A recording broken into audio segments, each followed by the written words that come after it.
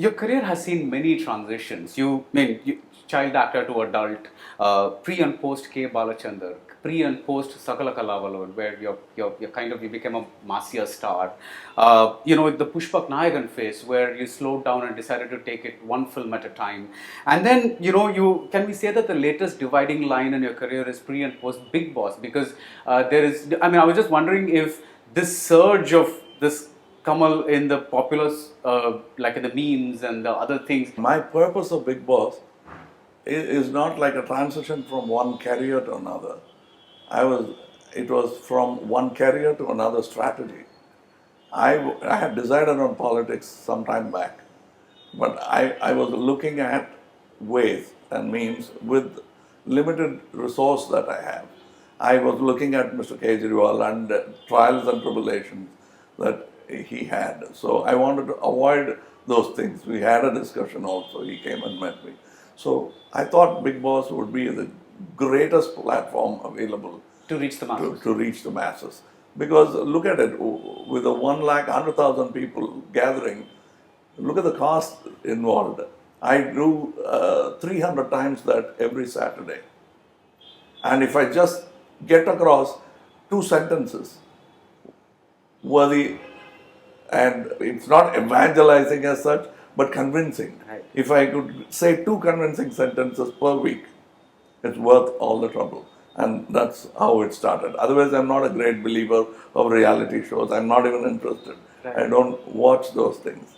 I'm more history Right. kind of guy. After the Pushpak Nayagan phase, except for the comedies that you did, the other films, they began to. The perception was that they were a little A-center, that they were a bit for the intelligentsia, because they were definitely deep films. There were lots of philosophical ideas in them. Do you think Bigg Boss has kind of taken you back to the way Sakalakalavallan did? Did it take you? Absolutely. Right. Because they don't see a Velu Naikar, they don't see Shaktivel, Guna or anything. They directly look into my eye. And they know they are talking, and that surprises. It's a mutually surprising intercourse, Right. where we are talking to each other for the first time like this, and they like it, and I relish it. On season 1 of Bigg Boss, initially you got a bit of criticism and you took it, on the chin, and you came up on the show and addressed that criticism directly. Have you ever thought of doing something like this for the criticism you've received for some of your films? No, No. that's not the purpose. Because you see, it's not that I'm saying customer is right, but he can be corrected with another film. Why fight over that film? He didn't like it. Right. So the idea is not to say I'm right. The idea is to make them say you were right at least. Right. That means the film after that will succeed. I've never criticized criticism. Especially if it's constructive, take it in the chin. If it is not constructive, it's a waste of time. That person is trying to do a one-upmanship show, Right. and I'm not going to facilitate with the platform. Right. Hypothetical question. Had this been the Kamal of the 1970s, where you were beginning to get known as an actor, but you were not yet a big star, and had a Bigg Boss-like opportunity availed itself, would you have, taken it up? I would have, but I would have gone not in the right direction. I would have started a Zeotrop and tried to take on AVM Studio, Reliance and stuff like that, which would have meandered into all directions with my lack of experience. But right now, I think I have taken the right direction and using the fulcrum to lift off a weight which I possibly cannot lift. No politician could have pulled it off. Bigg Boss is a big thing. It's like the beer hall putsch. Right. Like Bigg Boss, the other big dividing line in your career is your entry into politics. Now, a lot of actors have opinions which they keep within themselves for obvious reasons.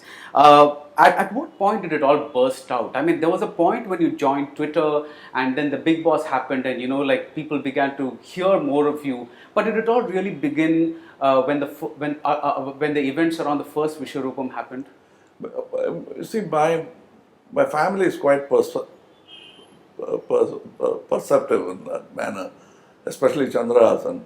He anticipated my total dive into politics about did? 20, 25 years back. This was, let's say, in the 90s. Tevarmagan itself. Okay. He said, I don't like the direction you're taking. Because of the tone of the film. Yeah, the tones were slowly changing. He said, where are you going with this? I said, no, I'm making a film. And then when he saw Mardanaikam, he understood. He said, is it going to be your last film? Maybe. I said, with this, you're planning something. Why is it that you're pitching everything into this? Then he said, are you thinking of politics? I said, oh, yeah, what is wrong? I mean, my father was in it. He said, don't do it. So he always brought me down in a rugby tackle whenever I tried to. What was his reason for not doing it? He said, you're not cut out for that. Don't go there. I said, who will clean the toilet then? If it's all about fecal matter and hygiene, who's going to take care of that hygiene? He said, that's all bunkum and hyperbole. You won't. You're worth much more. I could believe it because it was self-satisfying when you can agree with something right said about it. But then again with Virumandi, my mind was set because they troubled me. Right. Virumandi had no reason to get into trouble at all. Right from the title, it became a. It is all because they, like my brother, noticed that I had inclinations and I should be stopped. Right. And it started rolling from then on. And I kept, then they called me to join the party. These things happened. Discreet messages were sent. I was offered 100 crores. What will I do with black money of 100 crores? Take it. And yes, it would have, I had only about 6-7 crores of debt, which rose to 6 times that afterwards because of my films. Right. I could have wrapped it up and settled it anywhere else. I didn't. But more and more it sort of invigorated me or enraged me, so to say, and it kept moving. It is like how Cho became a political analyst. Right. He didn't want to, he was happy. He would have been another crazy Mohan, happily doing plays, Right. living with friends, probably have lived longer, we don't know. But they kept pushing him, They made him start Tughlaq, then they made him become more volatile as a political critic by chasing him down. Right. He wouldn't have come to politics at all. I'm very similar to that, but only thing, I'm not going to sit on an armchair and comment like Mr. Cho. I'm going to come into the bloody battlefield and take them on. And go do it. Yeah.